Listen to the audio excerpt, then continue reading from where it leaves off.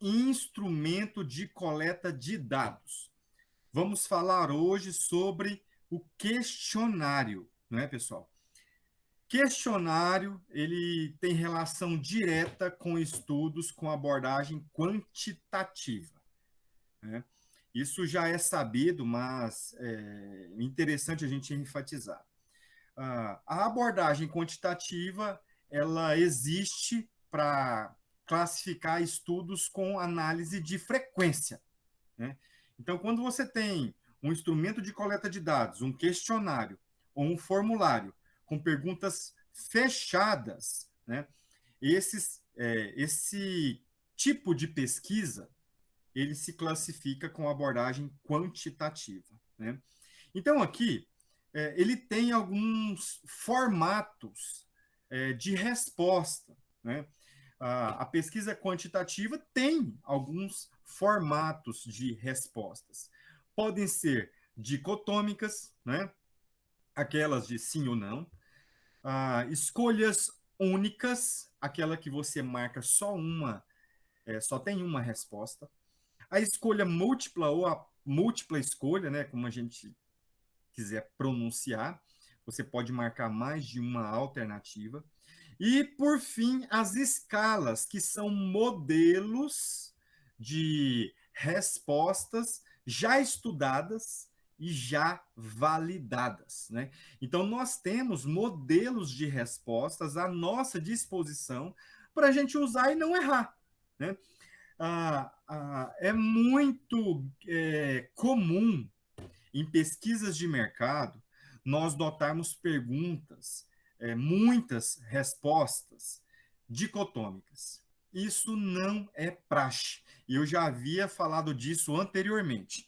Não é praxe fazer uso de respostas dicotômicas em formato de sequência. Então, não é normal, não é de praxe você fazer perguntas e colocar respostas dicotômicas de 4, 5, 6, 7 perguntas em sequência. Isso não é comum.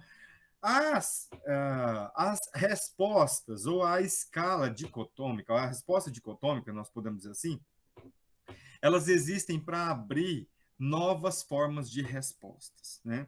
Então vamos ver isso aqui, nós vamos ver em alguns, eu vou mostrar alguns modelos de instrumentos de coleta de dados, né? E aí nós vamos poder perceber isso na prática, né?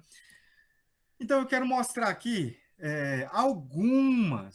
alguns modelos de escalas para vocês, né? Alguns modelos de escalas que são usados, né, em pesquisas de mercado, em pesquisas de marketing, né? A primeira aqui, a escala nominal, né? É, olha alguns exemplos aqui bem comuns e também utilizando a resposta, pode ser abordado como escala nominal ou dicotômica, né? Sua casa está ocupada com lava-louça? Sim ou não? Né? Não vai dar para responder duas aqui ao mesmo tempo. Lava-louças é um objeto útil na sua cozinha? Então, aí também é uma forma de escala nominal, né? Que aponta, direciona qual resposta pontual você quer escolher. Aqui nós temos um outro formato, pessoal, em que assim é muito utilizado, né? Em outras escalas também. É a escala gráfica, né? Ela apresenta indicadores ou emotions ali, né? Como formas de respostas. Então, em alguns casos, nós temos, por exemplo, a escala de Likert com escala gráfica, com escala de avaliação gráfica. Eu vou mostrar mais para frente como é a escala de Likert, daqui a pouco. E aí, depende do formato que você vai estruturar o seu instrumento de coleta de dados, você pode usar mais de um tipo de escala. Você pode utilizar as escalas de maneira conjunta, né? Uma completando a outra. Mas veja, a gente consegue aqui exemplificar com uma pergunta que pede a opinião em relação a algum tipo de serviços em um hotel. né? Então, com as respostas variadas, só para efeito de exercício, né? Claro que você não vai encontrar um instrumento de coleta de dados com respostas apresentando escalas gráficas com tipos diferentes de figuras, né? Dessa forma como está aqui no exemplo. Claro que você não vai encontrar. Talvez você encontre com mais indicadores comuns, né? Como o dos emotions, por exemplo, você encontra ele em várias perguntas. Então, nesse caso aqui, ele quis colocar alguns indicadores para serem avaliados, né? Como a recepção, o serviço de copa, o serviço de arrumadeiro, o serviço de lavanderia, o serviço telefônico, a ser limpeza, o conforto, a localização, o café da manhã, o restaurante, o bar. De maneira geral, qualquer um desses indicadores poderiam ser avaliados por qualquer uma dessas figuras indicativas, né? Poderia ser usado o emotion, ou a seta, né? Ou o sinal de mais e o de menos. Qualquer um deles poderia ser usado. Aqui é uma forma de exemplificar o que você pode colocar. Se você tem, a exemplo, a escala de avaliação gráfica, junto com essa nossa próxima escala, né, que é a escala de avaliação verbal, você pode, claro, pegar o emotion aqui da avaliação gráfica e colocar ele aqui junto do quadrinho. Então, você teria aqui uma uniformidade entre duas escalas. A escala de avaliação gráfica com a escala de avaliação verbal. A escala de avaliação verbal, ela leva esse nome justo porque ela tem uma base de resposta. Qual que é a base de resposta dela? De favorabilidade, né? Ou ser muito favorável ou ser muito desfavorável. Então você pode pontuar. E ela é uma escala com 5 pontos, assim como outras escalas que nós vamos conhecer hoje, né? Então, aqui, olha, se eu coloco aqui dois emotions, ou melhor, eu coloco aqui três emotions felizes, né?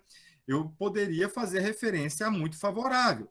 Aí, se eu colocar três emotions aqui tristes, né? Eu colocaria em muito desfavorável. Então, eu colocaria a sigla MF e adicionaria aqui os três emotions, né?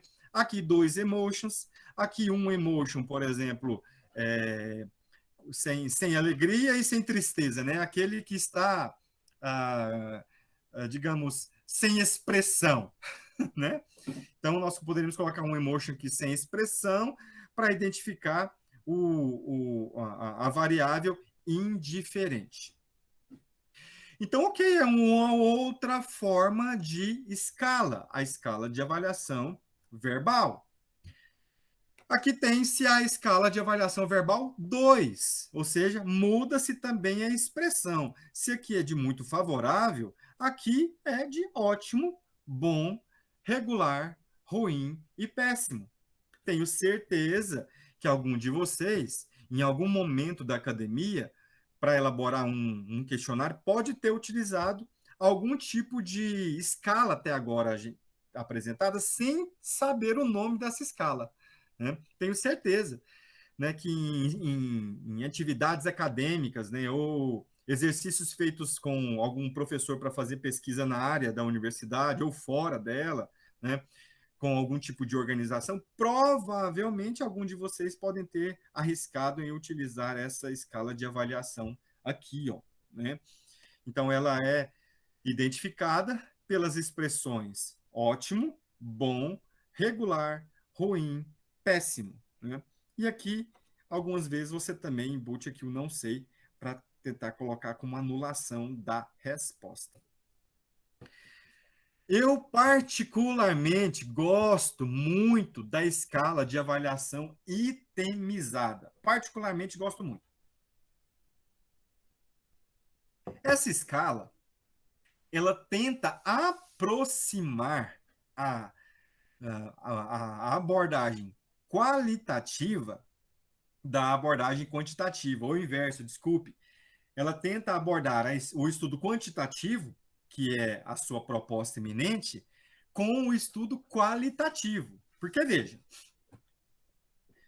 o estudo quantitativo, ele é analisado por frequência, ou seja, ele vira gráfico. O estudo qualitativo, não. Ele capta percepção. Se eu pergunto para você, qual o seu nível de satisfação com o serviço de entrega da pizzaria A? Aí você vai dizer, aí eu te dou as potencialidades de resposta, né? Extremamente satisfeito, muito satisfeito, satisfeito, pouco satisfeito ou insatisfeito. Esta é uma escala de Likert. Ok, estou medindo a sua satisfação com uma abordagem, com uma pesquisa, com uma abordagem quantitativa. Eu vou aplicar essa pergunta com vários clientes. Agora, se eu pego poucos clientes e pergunto assim, me dê a sua opinião sobre o serviço de entrega da pizzaria A. Pessoal, é diferente. Estou pedindo a sua opinião. Você vai dizer assim, eu gosto. A pessoa que está te entrevistando vai falar assim, gosta por quê? Ele vai te provocar. Gosta por quê? E aí você vai dizer, gosto porque sou cliente aqui há, sei lá, 5 anos, compro frequentemente, sempre chega quentinha, pontual, nunca veio nenhum tipo de resíduo na pizza, se é que vocês me entendem, né? Nunca veio, os atendentes, os entregadores nunca faltavam com respeito. E aí o entrevistado vai falar, interessante. Qual a chance de você indicar essa pizza essa pizzaria para outra pessoa? Aí ele vai falar assim: boas. Boas por quê? Boas porque, como eu te falei agora há pouco, eu tive boas experiências. Então, o que está acontecendo aqui? Está acontecendo um diálogo, pessoal. O entrevistado agora não é mais respondente. O respondente é aquele que só assinala. Agora, esse indivíduo é entrevistado, ou seja, nós estamos dialogando e aquele que está sendo entrevistado, ele me dá respostas bem profundas. Ele me dá respostas profundas, detalhadas, e não somente marcar a alternativa que eu lhe concedo. Então, o que é rico? O que seria rico? Rico para uma empresa que deseja fazer uma pesquisa com seus clientes. O rico, pessoal, é você fazer muitas pesquisas, muitas entrevistas com os clientes. Muitas entrevistas. Porque aí você vai saber daquele rol enorme a percepção ou a opinião de todos aqueles clientes. Entretanto, isso é muito difícil. Até inviável, temporalmente falando, e inviável financeiramente. Para você fazer isso com um número muito alto de clientes, você tem que mobilizar cliente, ir de encontro a ele, gastar tempo na conversa, você vai ter que pagar alguém para fazer isso. Você não vai conseguir, você proprietário da pizzaria, não vai conseguir parar a sua vida para ficar fazendo entrevista com todos os clientes da sua empresa. Isso é antigestão, não dá para fazer isso. Você vai ter que pagar alguém para fazer isso. Então, é um custo temporal e também um custo financeiro, gente. Então, olha só, o que é interessante aqui? É interessante a gente unir isso, é tentar fazer uma pesquisa qualitativa, uma entrevista dentro da Quant, dentro do questionário. Não seria legal fazer isso? Seria legal. Então, eu gosto da proposta da avaliação itemizada, porque ela tenta qualificar, ela tenta quantificar a qualidade. Ou seja, ela tenta pegar a percepção e resumi-la para que seja medida, para que seja contada, né? Para que seja possível ser mensurada. Olha que legal. Então, veja, olha só esta pergunta. com relação ao produto amaciante que a senhora testou, qual das frases está mais de acordo com a sua opinião? Olha a expressão aqui, gente. Essa expressão aqui, opinião, é de estudo qualitativo. Então, veja, ele está querendo que o respondente tente identificar a opinião dele aqui dentro. Olha que top. Por isso que eu gosto dessa escala. Então, veja, eu não acreditava no produto desde o começo e por isso não usei. Eu não acreditava no produto desde o começo e seu uso confirmou as minhas suspeitas. Eu acreditei no produto no início, mas seu uso me decepcionou. Eu não acreditava no produto, mas seu uso me surpreendeu. Eu acreditei no produto desde o início e fiquei muito satisfeita com o seu uso. Ainda não formei opinião a esse respeito.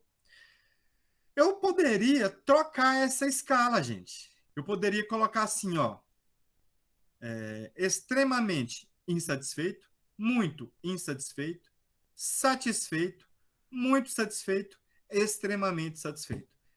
Eu iria medir o indicador, que é a tentativa de percepção daquele produto. Entretanto, eu não sei onde que estava a falha.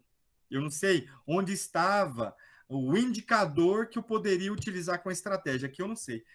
Desta forma que está aqui, eu tento captar onde estava o erro, né? Então, se muitas pessoas marcarem aqui, ó, a primeira, eu consigo identificar que as pessoas não acreditavam no produto desde o seu lançamento. E por isso que as pessoas não usaram. Então, qual que poderia ser a minha identificação, a minha leitura? Que o marketing não foi feito com qualidade. O marketing, a publicidade, a propaganda não conseguiu levar credibilidade até o cliente. Por isso ele não comprou, né? Então, as outras perguntas, desculpe, os outros indicativos de resposta também nos levam a ter inteligência para colocar respostas e depois analisá-las. Por isso eu gosto dessa escala.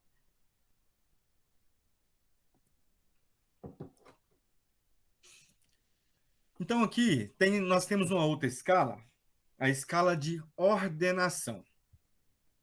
A escala de ordenação, ela é interessante para fazer comparativos. Comparativos. Digamos que uma indústria, uma empresa, né, de alguma forma, ela tenta, ou ela quer entender como que as outras marcas estão se comportando, né? Então, se ela quer entender como que as outras marcas estão se comportando com relação ao mesmo produto ou produto concorrente, né, ela pode contratar uma pesquisa com esse tipo de escala, né, com a escala de ordenação. Então, aqui ela coloca os seus principais concorrentes, né? Aqui poderia ser qualquer coisa, né? Uma camisa de grife, né? Poderia ser café, poderia ser automóvel, poderia ser marcas de batom, poderia ser poderia ser perfumarias, enfim, qualquer tipo de coisa. E aí você aplicaria isso a um grupo, a uma massa que usa esse tipo de produto, né? E aí você colocaria aqui os indicadores ou os atributos, né, que você gostaria de comparar. E aí o cliente vai marcar qual que ele acha que está em primeiro, qual que ele acha que está em segundo, qual ele acha que está em terceiro, qual ele acha que está em quarto. Muito interessante para quem quer fazer uma pesquisa de mercado, né? Para quem quer fazer uma pesquisa de mercado para comparar concorrentes, para comparar competidores, né? Palmas tem muitas lojas de materiais para construção. Então, naquela quadra, em uma determinada quadra, por exemplo, tem lá 3 casas de materiais para construção. Poderia-se fazer uma pesquisa de mercado ali naquela quadra, com os moradores, para saber qual que é a preferência das casas de material para construção na mente de cada consumidor desse, né? Da mesma forma, Palmas tem um número interessante de construtoras, né? Entregando apartamentos. Poderia se fazer também, né? Já é uma coisa assim mais difícil do consumidor final ter em mente a construtora, que é melhor que a B, mas pode-se empreitar também uma pesquisa dessa natureza, né? Digamos que você faz a pesquisa de ordenação, e aí você tem um determinado resultado, o primeiro e o segundo lugar.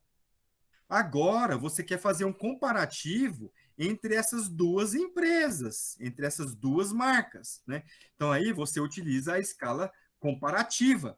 Primeiro, a escala de ordenação, para você identificar os dois melhores. E aí, depois de ter os dois melhores na preferência do consumidor ou na mente do consumidor, aí você utiliza a escala comparativa, né? Em relação às marcas de café A e B, qual a sua opinião sobre a marca B comparativamente à marca A, em relação aos seguintes indicadores, em relação aos seguintes atributos? Estão aqui. Então, quer dizer, ele vai marcar aqui em cima desse atributo qual marca que ele prefere ou qual marca está superior e por quê, né? Então, é muito interessante também o uso dessas escalas, né? Um outro tipo de escala, pessoal, escala de diferencial semântico de Osgood, né? Ele identifica a percepção do respondente, nesse caso aqui, por aproximação, né? Então, ele identifica aqui dois atributos, os atributos, digamos, com uma natureza daqui e os atributos com a segunda natureza do lado direito, né? E aí, o respondente vai marcar um X próximo ao atributo que ele achar que compete àquela empresa, àquela marca, né? Ou aquele objeto que está sendo pesquisado, né? Aqui depende muito da visão espacial do respondente, já que não tem números para ele acompanhar. Aqui não tem mais 3, mais 2, né? Zero, né? Menos 2, menos 3, não tem, né? Aqui ele tem que olhar e ter uma visão espacial e marcar se ele acha que aquele produto está mais para os atributos do lado esquerdo ou com os atributos do lado direito. Então, se aproximando aqui com a escala de Osgood, a escala de Staple, ela utiliza agora de números, né, para facilitar o entendimento. São propostas também, pessoal. É difícil falar qual escala é melhor. É difícil falar que a escala, por exemplo, de Staple é melhor que a escala de Osgood. É difícil a gente falar sobre isso.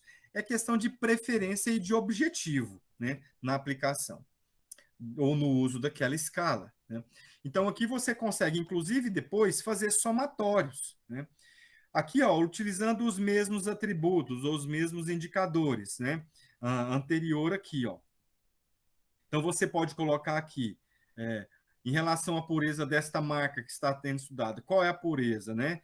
Então, na sua percepção, o menos 3 é impuro e o mais 3 é puro. E então aqui você vai marcar onde você acredita que esteja classificando aqui a marca, né? Propriamente dito, ou o produto que você está querendo avaliar. A escala de intervalos de Tolstorne, ela me lembra muito a escala dicotômica, ela me lembra bastante, né? Então, eu inclusive acredito que tenha relação da escala de Tolstorne com a escala de dicotômica, né? A Glenda está fazendo uma pergunta aqui para a gente. Professor, dentro de uma pesquisa, se pode usar várias escalas ou só um tipo? Glenda, inclusive orientado de praxe a se utilizar mais de uma escala. Então, em um tipo de pesquisa de mercado, em um questionário, eu vou mostrar para vocês logo mais, tem que se usar vários tipos de escalas para você mexer com o respondente, para ele não ficar com um padrão de resposta para todas as perguntas. Isso é ruim, porque às vezes ele vai no automático querendo responder rápido e acabar com aquilo logo. O respondente, muitas vezes, não tem interesse em ficar respondendo a sua pergunta. Muitas vezes. É raro uma pessoa que tem interesse pela pesquisa. Ah, pergunta aí que eu quero responder. É raro. Às vezes você está andando na rua com pressa, e aí uma pessoa te para e fala: Você pode me ajudar um instante a preencher uma pergunta, a preencher um questionário? Aí, para você não ser deselegante e você tá com pressa, você acaba respondendo, mas às vezes você não está muito interessado em responder aquela pesquisa.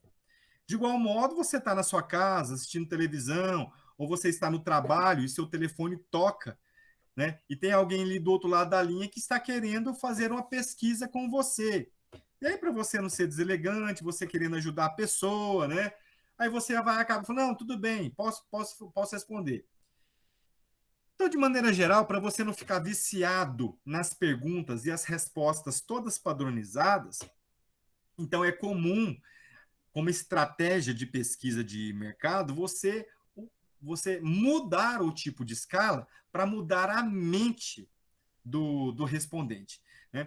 Então, você veja aqui, ó, na escala na escala de avaliação verbal, uh, se todos os atributos ou todos os indicadores transformados em perguntas, né, tivessem as mesmas formas de respostas. Né? Então, veja, o que você achou do filme que acabou de assistir? Diga sim para ótimo e um para péssimo, nesse intervalo de escala. Né? 5 para ótimo, 4 para bom, 3 para regular, 2 para ruim, um para péssimo. Qual dessas alternativas o senhor marcaria? Aí você vai e fala: 5.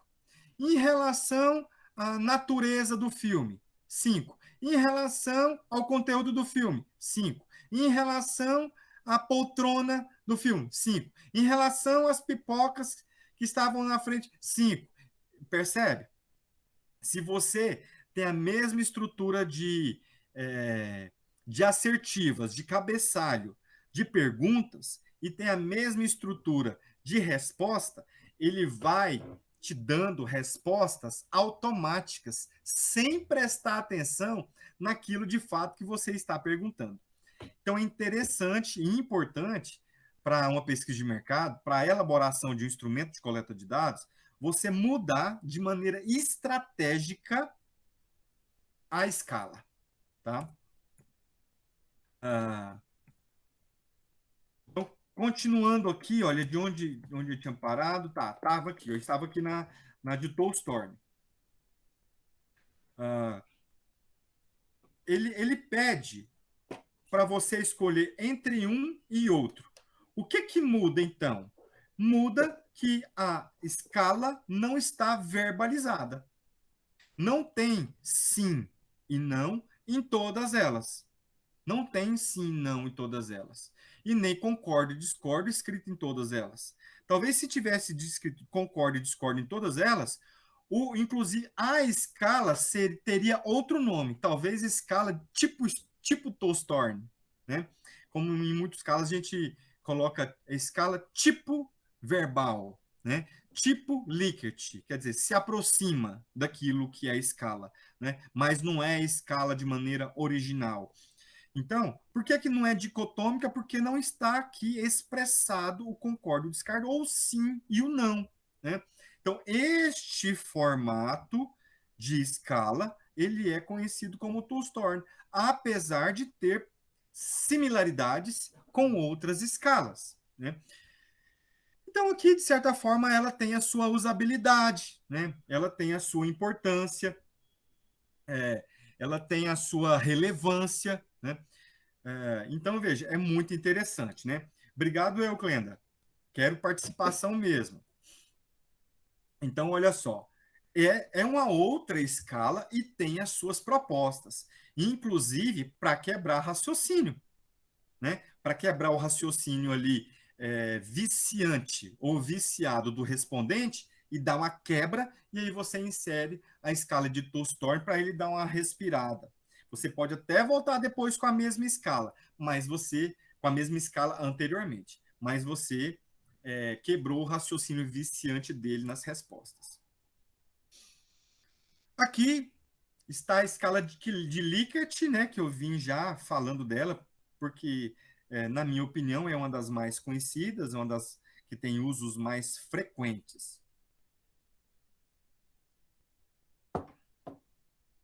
Então, o que a escala de Likert faz? Ela tem um aspecto de concordância e também de medir satisfação. Então, se você quer medir concordância ou se você quer medir satisfação, você vai usar a escala somatória de Likert, né? Ou escala somatória ou escala de Likert, né? Por que somatória? Porque vocês vão ver daqui a pouco também que tem jeito de fazer um somatório, uma análise de frequência em cima da escala de Likert. Então, é interessante você perceber que é um café puro, né? Então, olha só, olha o enunciado aqui, né? Em relação à marca de café A, assinale o seu grau de concordância ou discordância para uma das afirmações a seguir. De concordo totalmente até discordo totalmente. Então, DT para discordo totalmente e CT para concordo totalmente. E aqui os intervalos, né? Então, ok, mediu, ele marcou, você fez análise de frequência, gerou gráfico. Tranquilo, né? Então, no lugar aqui da identificação do CT ou DT, você pode utilizar numeral para somar, para o somatório. Então, você pode optar por 4 formas. Olha só. Mais 2, mais 1, 0, menos 1, menos 2. Então, voltando aqui. Você pode usar aqui mais 2, mais 1, 0, menos 1, menos 2. Você pode usar isso aqui, ó. Você pode tirar as siglas e colocar os números. Ou você pode colocar 5 para total, para concordo totalmente e 1 para discordo totalmente. Então você vai colocar aqui, ó, 5, 4, 3, 2, 1. 5, opa, 5, 4, 3, 2 e 1 em todos eles, né? E assim você consegue fazer somas na hora de fazer a análise dos resultados, né? Então você pode fazer contagem de frequência e depois fazer também somatório, né? Lembrando que o CT e o C, nessa última proposta que eu fiz, nessa aqui, ó, o 5 e o 4 são pontos positivos. O 3, ponto neutro. O 2 e o 1, pontos negativos. Não gosto de influenciar, mas eu tenho que falar as minhas preferências como professor. Então, essa sequência é a minha preferência, é a minha preferida, é a que eu uso. Tem outros profissionais que costumam usar outras e possuem as suas justificativas, né? Então, veja esse, ó, um para concorda totalmente e 5 para discordo totalmente. Dependendo do que você está perguntando, o 1, né, leva a um aspecto positivo, né? E o 5 a um aspecto negativo. Depende do tipo de pergunta que você está vendo, né? Então, aqui vai de você usar a escala mais adequada para o tipo de pergunta que você está elaborando, né? Eu apresentei para vocês que um questionário ele é dividido em 3 grandes classificações de dados. A primeira, dados demográficos. Segundo, dados objetivos. E terceiro, dados de checagem. Não vou explicar cada um deles novamente. Mas aqui você consegue perceber exatamente as informações que estão inseridas nessas divisões, né? Os dados de identificação, por exemplo, e a solicitação para cooperação. A solicitação para cooperação e as instruções de sua utilização podem fazer parte do cabeçalho. Fazer parte do cabeçalho. As perguntas, questões e formas de respostas estão relacionadas a dados demográficos e a dados objetivos. E dados para classificar os elementos dos pesquisadores estão relacionados aos dados de checagem. Né? Então, olha só. O que é importante para a elaboração de um instrumento de coleta de dados? Analisar se a pergunta é mesmo necessária. Veja, você vai começar ali pelos dados demográficos. Faz sentido identificar o gênero para essa pesquisa que você está fazendo? Faz sentido identificar a faixa etária do respondente? Faz sentido identificar a escolaridade dele? Faz sentido identificar a faixa de renda dele? Faz sentido identificar a região onde ele reside? Faz sentido identificar digamos, a preferência, as preferências de compra dele? Então, assim, você tem que identificar se a pergunta que você está fazendo faz sentido ou não, ou se ela é necessária para o objetivo geral do seu estudo. Né? Então você tem que, se não, você vai fazendo perguntas que não tem necessidade alguma, você vai onerar o tempo de resposta da sua pesquisa. Então, muito importante você perceber, você analisar se uma pergunta é mesmo necessária ou não. Né? As pessoas têm a informação necessária para responder a pergunta? Outra coisa extremamente importante. Às vezes você vai colocar algum tipo de pergunta no seu questionário que o respondente não sabe. Né? Que o público não sabe responder. Às vezes você quer uma resposta muito profunda e o público que você se propôs a estudar não sabe. Então, parece que para você está óbvio, né, que o respondente sabe. Mas isso você precisa passar pelo pré-teste. O pré-teste vai saber apontar para você isso. A pergunta deve ser mais direta, objetiva e ligada à experiência da pessoa, ou indireta, ampla e mais geral. Depende da proposta. Depende da proposta. Veja, a escala itemizada, ela é uma forma de escala de perguntas quantitativas, mas ela tenta ser mais profunda. Talvez você não queira isso. Talvez você queira ela direta mesmo, utilizando ali a escala de avaliação verbal 1, por exemplo. O conteúdo da pergunta não estará enviesado ou carregado em certa direção, de modo a causar vieses na obtenção das respostas. Olha, acontece muito, pessoal, de você fazer perguntas tendenciosas. Veja, uma pergunta. O senhor não acha que esse produto é o melhor do mercado atualmente? Isso é uma pergunta totalmente enviesada, porque você está tentando conduzi-lo a uma resposta. Então, tomar muito cuidado na elaboração de perguntas, para você não enviesar toda a sua pesquisa, principalmente se você é uma empresa que faz pesquisa de mercado como seu negócio. Inclusive, pessoal, tem muitas empresas hoje que só fazem pesquisa de mercado. É um ramo promissor. Fazer pesquisa de mercado, se especializar em pesquisa de mercado, ser reconhecido como uma empresa que só faz esse tipo de trabalho, assim, claro, como toda e qualquer empresa precisa de tempo para se estabelecer no mercado. Ah, o professor Flávio disse que é um, que é um nicho promissor, mas eu estou aqui já há 6 meses e está difícil. É justamente o inverso. É um negócio que tem carência de mercado, você tem dificuldades para encontrar uma empresa séria que faz pesquisa de mercado, só que leva tempo de você ser conhecido, né? E eu posso falar para vocês que é um negócio próspero, né? Quando você investe certo, consegue parceiros de maneira assertiva, quando você consegue clientes que fazem pesquisas periodicamente, né? Tem a época das eleições também, que muitas empresas são contratadas para fazer pesquisa eleitoral.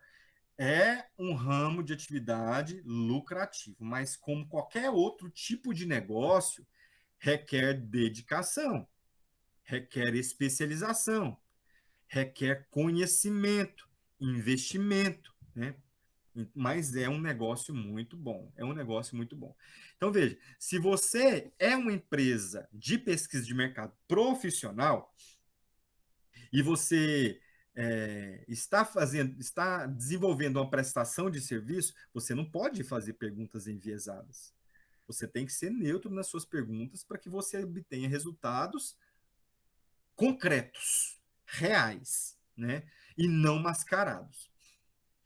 O conteúdo da pergunta tende a captar dados sobre situações momentâneas e específicas, ao invés de captar o que é típico no respondente. Então, isso aqui também é outra coisa extremamente importante. Às vezes, você quer fazer uma pergunta com a experiência naquele momento. Quer dizer, o cliente acabou de ser mal atendido naquela loja. E aí você faz uma pesquisa naquele momento que ele está com raiva. Ou seja, você pegou o momento dele negativo. Só que, de maneira geral, ele é um cliente, digamos, sensato. Mas naquele momento você pegou uma veia ruim dele. Tem que tomar cuidado. Tem que tomar cuidado se esse é o propósito ou não. As pessoas estão predispostas a fornecer o dado solicitado. Então, veja, é uma das questões importantes de você perceber se o seu cliente está disposto a responder a sua pergunta, né? Ou se ele está disposto a te dar um dado, né? Veja, uma certa vez uma empresa de pesquisa de mercado foi fazer um estudo com proprietários de fazendas pecuárias, né? Propriedades rurais, para saber sobre desmatamento e mata ciliar. São, são assim, pessoal, informações totalmente criteriosas, são informações que às vezes o proprietário não quer compartilhar com ninguém, né? Principalmente aquele proprietário, aquele pecuarista ou fazendeiro que tem coisas a esconder. Então essa pesquisa de mercado essa empresa que estava fazendo essa pesquisa de mercado teve uma grande dificuldade de obter informações, muita dificuldade. Por quê? Porque na maior parte das vezes quem deu a informação para eles está tudo certinho, está todo legalizado, todo correto, né? E a pesquisa dele foi viesada, né? Foi comprometida. A pergunta pode ser mal compreendida, você tem que se atentar a isso. A pergunta exprime e de forma balanceada trabalha todas as alternativas. A pergunta ou seu preâmbulo deixa claro e uniforme o quadro de referência em que a resposta deve ser dada. Pessoal, acontece muito. Olha só, o que ela está falando aqui. Às vezes você tem um instrumento de coleta de dados e desculpe aqui, às vezes você tem um grupo de perguntas que não se coloca as respostas para medir aquilo, sabe? Às vezes você tem uma pergunta aqui, olha só, classifique, de repente eu pergunto aqui, deixa eu ver uma outra aqui, uma outra escala. Classifique a classifique a sua opinião, a sua percepção em relação ao atendimento. Aí você coloca aqui, agilidade. Concordo totalmente. Discordo totalmente. Você percebe que não mediu. Não mediu. Você está concordando e discordando uma coisa que está relacionada à percepção sua. Então, o autor aqui está falando? Ele está falando que o conteúdo, ali, que o conteúdo tem que captar justamente a pergunta tem que ser direcionada para a sua escala, né? Então a pergunta tem que estar balanceada com as alternativas. A pergunta ou o seu preâmbulo deixa claro e uniforme, beleza. A redação da pergunta está viesada? Falamos sobre isso. A redação da pergunta tende a despertar objeções de qualquer tipo do respondente? Também falamos sobre esse assunto agora, do pecuarista. Uma redação mais pessoal ou menos pessoal apresentaria melhores resultados? Dependendo do público, sim. Dependendo do público, não. Se você está fazendo uma pesquisa de mercado para um grupo que tem alto grau de escolaridade, ou seja, um alto grau de instrução, com domínio naquilo que você está falando, você não pode ser não pessoal. Você não pode ser pessoal. Você tem que trabalhar expressões técnicas sobre aquele assunto. Agora, se você está fazendo uma pesquisa para um grupo mais simples, você tem que falar a linguagem daquele público mais simples. Ah, uma redação mais direta ou menos direta apresentaria melhores resultados? De igual modo, né? Depende do seu objetivo depende do seu objetivo de pesquisas. Tem algumas perguntas que você tem que explicar. Tem algumas perguntas que você precisa detalhar o conteúdo dela melhor. Tem outras pesquisas que você pode ser bem enxuto na sua pergunta, que o respondente vai entender. Então, tudo depende do público que você vai aplicar o seu questionário. Tem alguns públicos que você precisa caprichar e detalhar o enunciado, senão ele não vai entender o que você está pedindo para ele. Pré-testes, importantíssimos. Não se pode fechar o olho para o pré-teste. Pré-teste é a aplicação prévia da sua pesquisa para um grupo reduzido de pessoas, com o perfil do seu público-alvo. Claro, é uma amostra. Então, digamos que você vai colocar ali 1% da amostra ou 10% da amostra. Né? Então, você vai fazer um teste. E o que você mede nesse teste? O tempo resposta de cada pergunta, o tempo resposta do instrumento todo, ou seja, quanto tempo demorou para aplicar aquele instrumento, se o respondente compreende todas as perguntas feitas para ele, sem dúvida alguma, se ele percebe algum erro de escrita, se ele percebe algum erro de concordância. Então, veja, tem vários objetivos e propósitos do pré-teste, que você depois acaba ajustando, né? Então, verificar se os termos utilizados nas perguntas são de compreensão dos respondentes, verificar se as perguntas estão sendo entendidas como deveriam ser entendidas, verificar se as opções de respostas nas perguntas fechadas estão completas, verificar se a sequência das perguntas está correta, porque às vezes na correria ali, na hora de fechar um instrumento, você acaba mudando de lugar as perguntas e não corrige, né? Verificar se não há objeções na obtenção das respostas. Às vezes você tem respondente que não quer responder aquela pergunta. Então, se isso se tornar, e se isso tiver um índice alto, então talvez você tenha que mexer nessa pergunta. Verificar se a forma de apresentar a pergunta não está causando viés e cronometrar o tempo de aplicação. Então, os pré-testes são extremamente importantes para você corrigir. Quando a pesquisa é em campo, impressa, com prancheta e tudo mais, você tem que notar algumas questões importantes dessa impressão. Tipo de letra, tamanho de letra, qualidade do papel, cor de tinta, qualidade da impressão, espaço entre as perguntas, espaçamento entre as opções de respostas, Então, é extremamente importante você notar esse tipo de detalhe.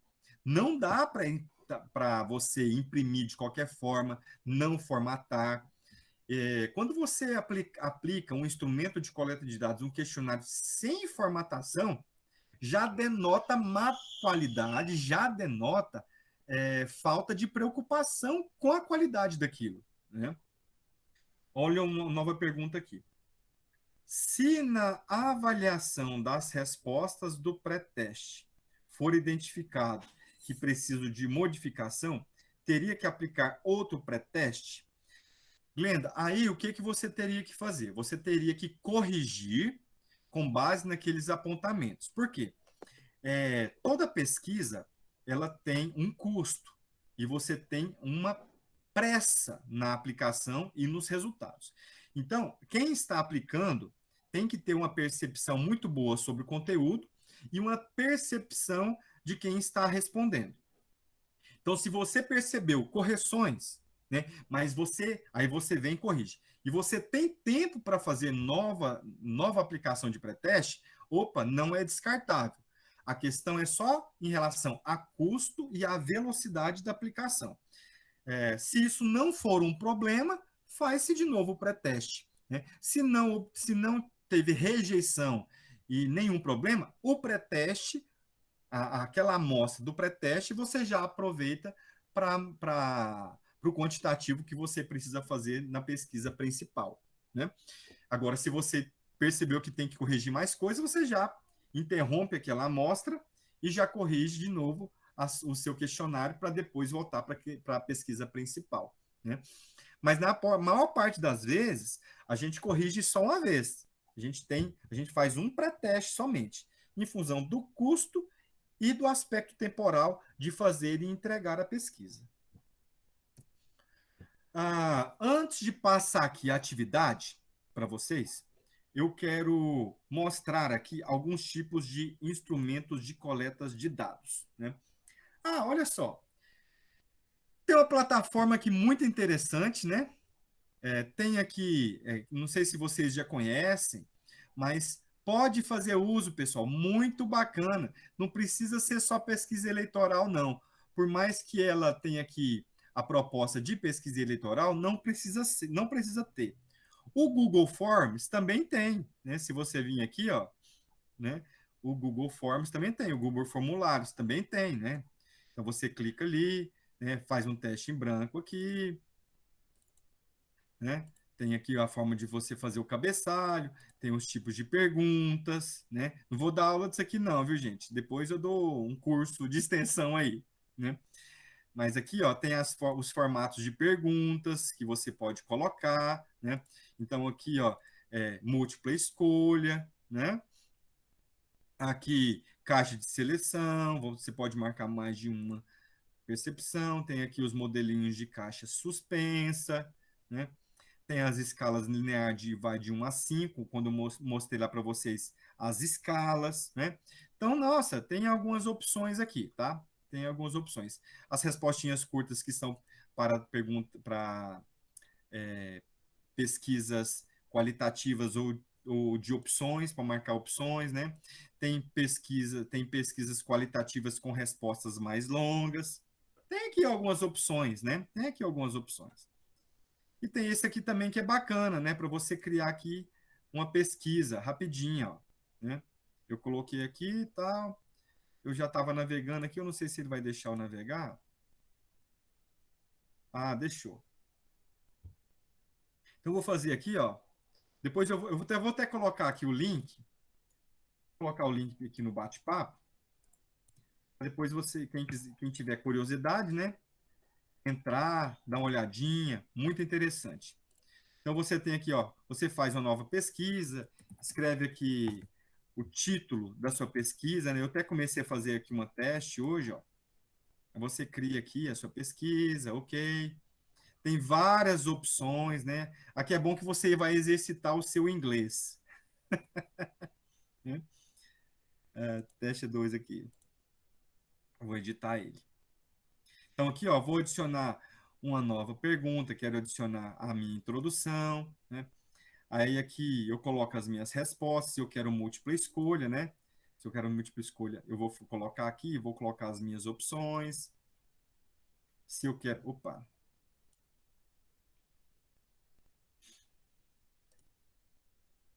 vamos ver aqui, tal, tal, como que eu faço para voltar aqui?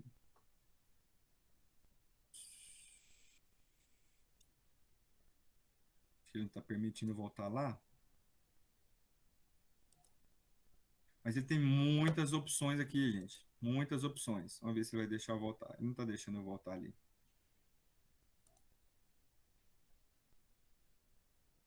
Ele tem jeito de colocar aqui por estrelinhas.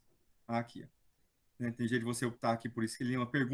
Uma pergunta para colocar por estrelinhas aqui, né? Por emotions, né? Avaliação gráfica. Então, outra avaliação por emotion. Então, você faz a perguntinha e tem o emotion ali.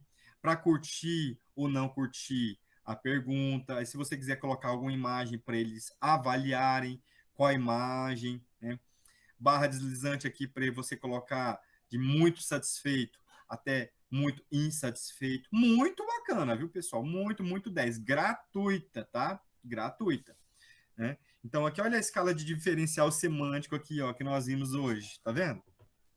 Então, pessoal, muito legal, tá? Muito legal mesmo. Olha só. Dá para vocês explorarem aqui, fazerem brincadeiras, né? Dá para você fazer o TCC, dá para você arriscar aqui algumas pesquisas de mercado para fazer testes, né? Então, muito interessante. Fica aí a dica, tá?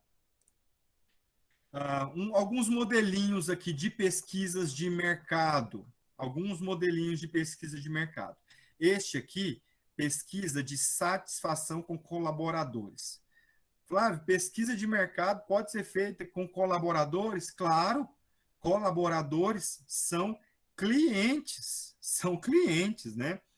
Então, veja, clientes internos, né? Clientes internos aqui, ó.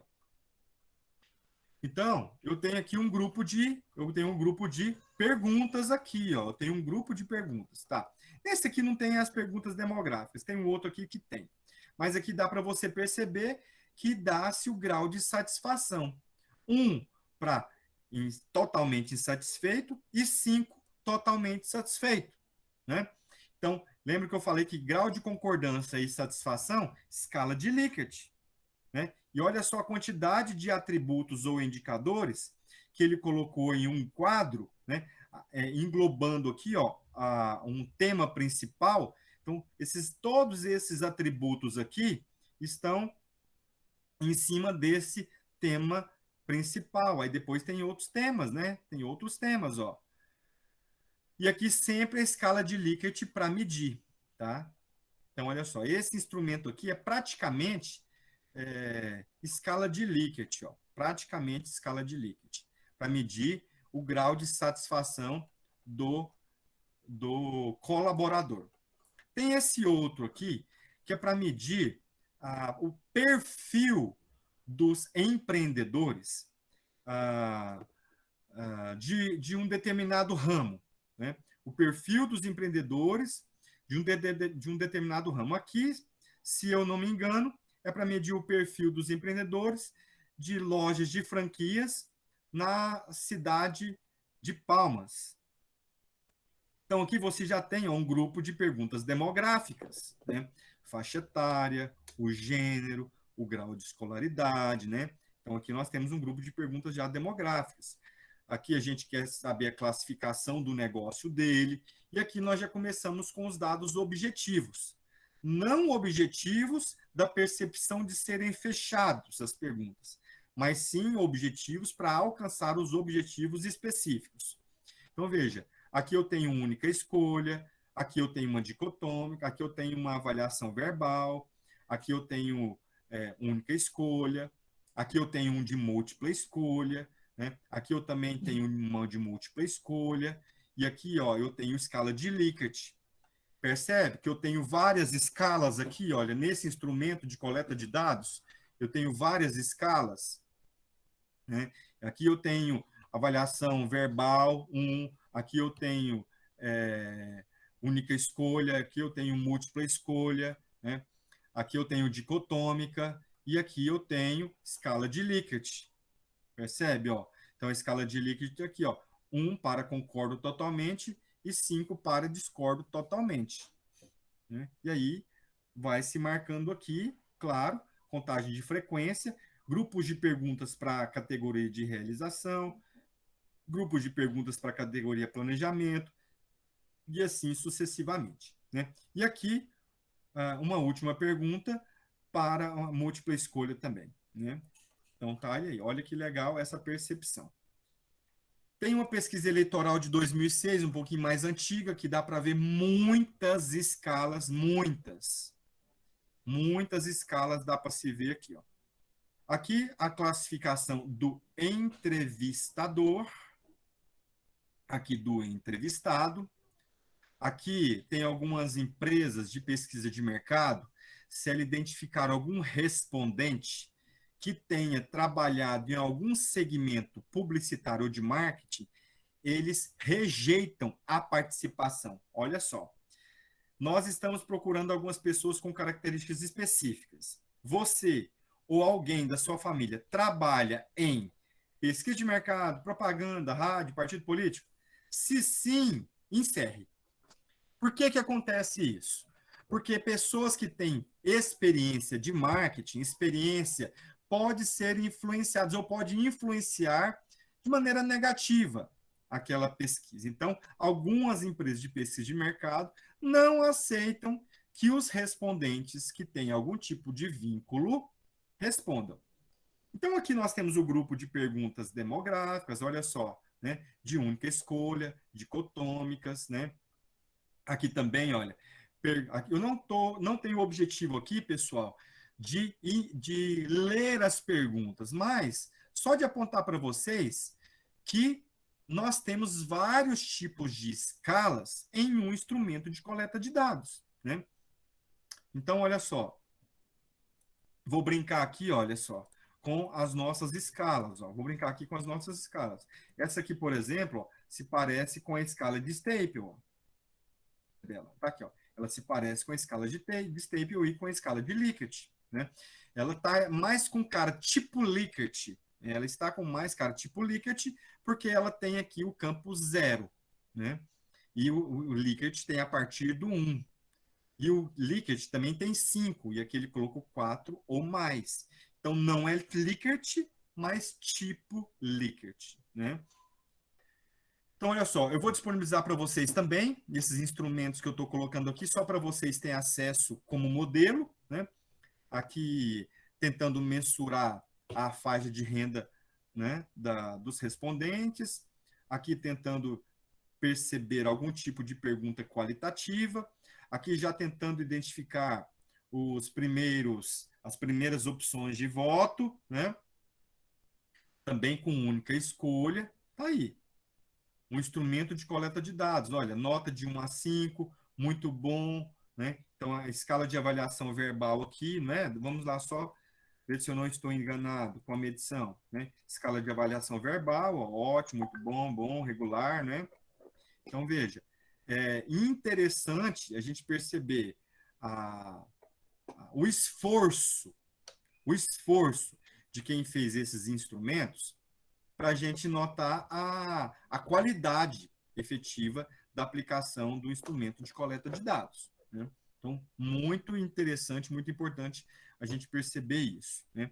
Então, está aqui um outro modelinho, né, de instrumento de coleta de dados, nesse caso, pesquisa eleitoral. Você vê que ela é bem extensa, olha só, bem extensa. Então, tem esse propósito, dedicação, olha o tamanho dessa pesquisa. Olha só o tamanho dessa pesquisa, a quantidade de perguntas que se tem aqui, né?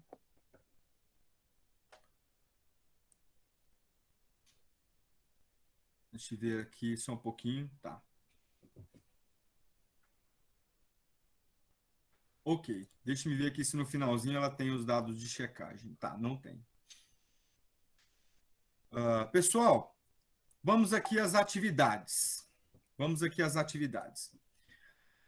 A atividade é para vocês elaborarem um instrumento de coleta de dados, né?